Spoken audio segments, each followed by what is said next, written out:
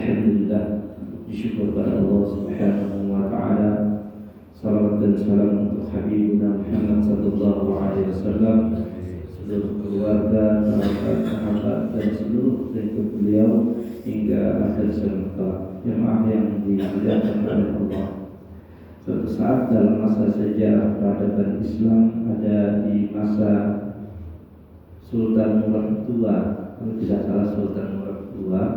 Pada masa itu ada seorang pemuda, di masa itu seorang pemuda yang ketika Sultan Murad ini salah satunya juga tertuju, kalau bahasa ini belusukan, jalan-jalan ke lapangan, tapi kadang kayak kita ini jalan-jalan bawa wartawan pada jadi dasar jujur jalan-jalan menyerupai rakyat biasa, berjalan tengah malam melihati kondisi rakyatnya. Berjalan malam, rupanya beliau menemukan mayat di jalanan. Mayat itu mayat seorang pemuda yang di situ ada yang mau mengurusi. Jadi masyarakatnya kadang mempedulikan. Sultan Murad II melihat itu kemudian terkejut. Itu kan fardu kifayah. Fardu kifayah itu artinya bila ada yang mengurusi, semua kena dosa ini, berdosa. Dan Sultan Murad II bertakut bahwa masyarakat, kenapa kali diurusi ini mayat dari dibiarkan terus seperti ini, kena dosa seberapa, harus ada yang mengurusi. Masyarakatnya di antara menjawab, kalau saya diurusi, ini sampah masyarakat.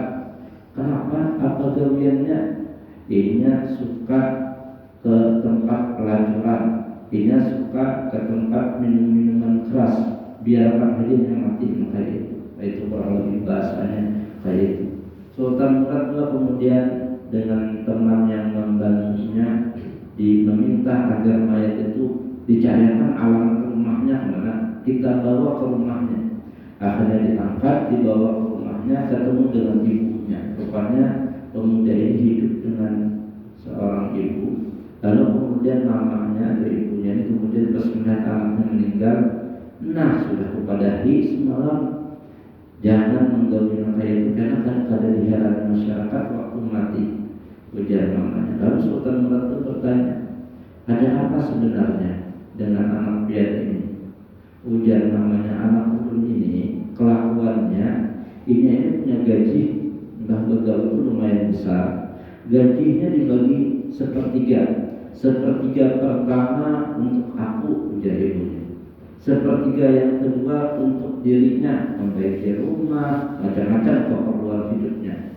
Sepertiga yang ketiga itu digunakannya, dibawanya ke tempat pelacuran dan ke tempat minum-minuman khamar. Di situ apa yang dilakukannya? Di tempat pelacuran itu, bila ada perempuan yang melakukan perbuatan mau melacur, itu diberinya duit. Sudah, bulik aja kamu, jangan melakukan pelacuran, bulik hari ini. Bila ada orang hendak minum khamar atau mabuk-mabukan, diberinya duit itu kalinya, biar yang atau minuman khamar itu. Minuman itu dibawanya bulik, dihancurkannya, dibuangnya. Nah, dengan cara itu kemudian dia sering berdoa, ya Allah, ulun kawa membantu masyarakat dan menghindarkan kaum muslimin dari dosa dengan cara kayak ini. Mudah-mudahan ulun memberi duit pelacur itu lalu dia bulik, kemudian orang hendak ke sana, kerja pelayannya akhirnya kada jadi. Itu yang ulun kau gawi Allah. Dan terjadi meninggal dunia, orang melihatnya secara zahir, dia melakukan perbuatan pelacuran dan minum minuman khamar. Lalu dia namanya, maka aku ingatkan, karena orang kadang melihat itu orang melihatnya yang zahir, karena kadang mau membahayakan sebagainya.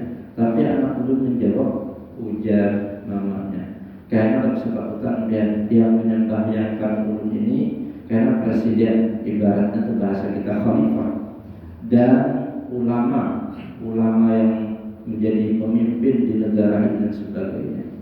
Ternyata kata Sultan Murad II, betul wahai ibunya pemuda itu. Apa ulun ini presidennya? Ulun Amirul Mukminin Sultan Murad II, dan ulun akan suruh syekh atau bahasa kita mungkin ketua MUI yang se-Indonesia ini mengimami untuk sholat.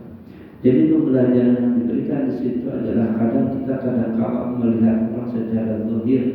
Secara zahirnya mungkin kayaknya perbuatannya buruk, itu terbatasnya mata kita, pengetahuan kita. Apalagi kan dengan media sosial hari ini, hoax-hoax yang diberikan dilihat di media belum tentu itu jujur. Maka kemudian kita disuruh untuk berhati-hati, waspada, dan menjaga hati untuk berpikir positif kepada orang lain. Itu contoh sejarah bagaimana kemudian Allah menunjukkan kepada kita supaya kita belajar, dan mudah-mudahan kita memang ditetapkan dalam kelompok-kelompok yang soleh, yang baik dan istiqomah. Mudah-mudahan Allah menutup hidup kita dengan husnul khatimah dan menunjukkan kebaikan yang diridhai oleh Allah dan Nabi-Nya. Amin ya rabbal alamin. Nah, kalau ada salah, mari sama-sama kita tutup dengan membaca kifaratul majlis. Subhanallahumma wa bihamdika asyhadu an la ilaha illa anta astaghfiruka wa atubu ilaik. Assalamualaikum warahmatullahi wabarakatuh.